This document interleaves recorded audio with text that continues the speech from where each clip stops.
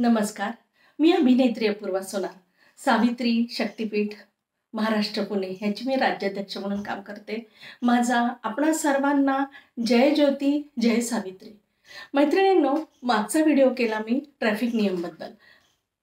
तसाच बद्दलचा हा माझा 2 नंबरचा व्हिडिओ आहे. तर मैत्रिणींनो, आपण मागच्या वेळेला सांगितलं जेव्हा मेन रस्त्यावरून आपण उपरस्त्यावरून मेन रस्त्यावर येताना आपल्याला काय काय नियम पाळायचे आणि आपल्याला काय काय कसं कसं करायचं आहे. तर असे छोटे छोटे बेसिक नियम असतात, ते आपण पाळलं तर आपलाही फायदा होऊ शकतो आणि आपण परिणामी आपण नियम पाळून जातो ह्याचाही आपल्याला आनंद होतो. तर असंच आपण जेव्हा मेन रस्त्यावर येतो तर काय करायला पाहिजे हे मी तुम्हाला सांगितलेलं होतं. आता बरेचदा प्रत्येक ठिकाणी रोड वर आपण जेव्हा प्रवास करत असतो तेव्हा असे छोटे छोटे बोर्ड असतात. त्यावर वेगवेगळे नियम लिहिलेले असतात. त्या बोर्ड जे चिन्ह असतात ते गोष्ट इंडिकेट करत असते. तर आपण त्याकडे खरंच कधीच लक्ष देत नाही.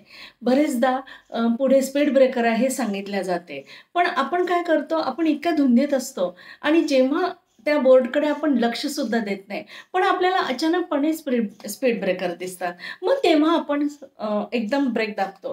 तर अशा वेळेला एकदम ब्रेक दाबून आपला प्रवास म्हणण्यापेक्षा आपण गाडीला जेव्हा स्पीडमध्ये ब्रेक दाबला जातो तेव्हा आपण आपल्या गाडीचंही नुकसान करून घेतो आणि एकदम ब्रेक दाबल्यामुळे आपल्या गाडीत बसणारे किंवा आपण स्वतःलाही धक्के पण लागू होतं.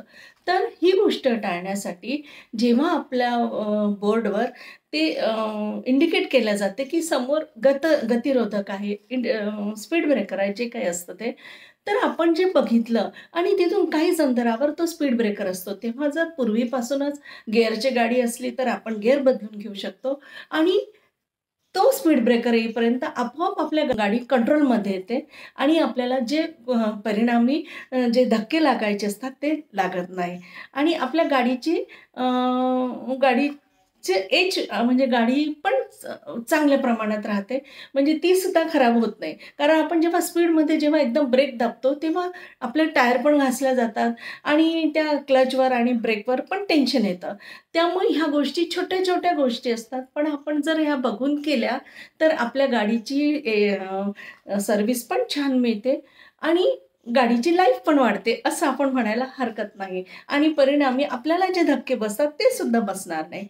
तर आपण ह्या गोष्टीकडे लक्ष द्यायला पाहिजे.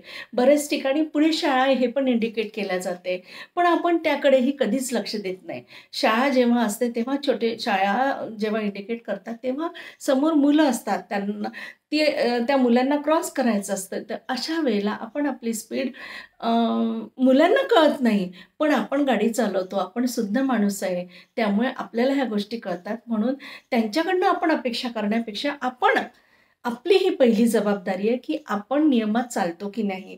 बरेचदा आपण दुसऱ्यांना पटकन म्हणतो मी व्यवस्थित चालते, पण नाही.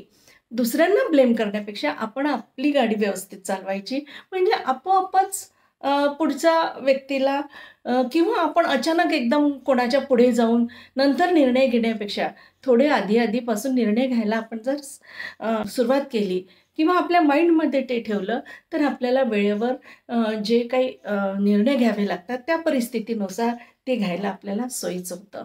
म्हणून आपल्याला गाडी जेव्हा आपण चालवतो तेव्हा केवळ गाडी चालवणे हे महत्त्वाचं नसून आपण ती गाडी कशी चालवतो, कशा नियमात चालवतो, या गोष्टीसुद्धा अत्यंत महत्त्वाच्या आहे आणि म्हणूनच ह्या करता आपण त्या कशा चालवायच्या हे मी आपल्याला छोट्या छोट्या उदाहरणांमधून तुम्हाला सांगितलेलं आहे. आता बरेचदा असं होतं, आपण आपले छोटे मुलं घेऊन जात असतो, तर छोटे मुलांना जेव्हा आपण घेऊन जातो त्यांना सुद्धा रोडवरच्या बारीक-सारीक गोष्टी सांगत चालायच्या. म्हणजे त्यांना सुद्धा ह्या गोष्टी क्रॉस करताना काय करायला पाहिजे, कसं करायला पाहिजे, हे आपण सांगताना जेव्हा आपण असं सांगण्यापेक्षा जेव्हा ते गाडीवर असतात, तेव्हा जर त्यांना सांगितलं तर त्याचा त्यांच्या माइंडवर जास्त प्रभाव होतो आणि ते डायरेक्ट त्या गोष्टी शिकतात. म्हणून मैत्रिणींनो, मला आपणाला हेच सांगायचं आहे की गोष्टी अगदी छोट्या-छोट्या असतात, पण आपण त्या कशा पद्धतीने प्रेझेंट करतो. काही गोष्टी ह्या रोडवरच आपल्याला निर्णय घ्यावे लागतात. तेव्हाची परिस्थिती कशी असते, त्यामुळे आपण आपली साईड सोडायची नाही, आपण आपली स्पीड सोडायची नाही आणि आपण आपण आपल्या चुका टाळायच्या. आपण स्वतः चुका टाळल्या तर आपोआप पुढचा आज नाही टाळेल, पण उद्या जर आपण नियमात असलो, तर तोही नियमात चालवण्याचा प्रयत्न करेल. म्हणून या छोट्या-छोट्या गोष्टी याच्याकडे आपण लक्ष देत चालू आणि आपण अशा पद्धतीनेच जर आपण नियम पाळले, तर आपण दुसऱ्यांकडनंही नियम पाळा असं म्हणूही शकतो आणि त्याची अपेक्षाही करू शकतो. तर आजचा हा माझा दुसरा व्हिडिओ आहे. मी असाच ट्रॅफिकबद्दलचे अजून व्हिडिओ घेऊन येईल. तोपर्यंत नमस्कार. धन्यवाद.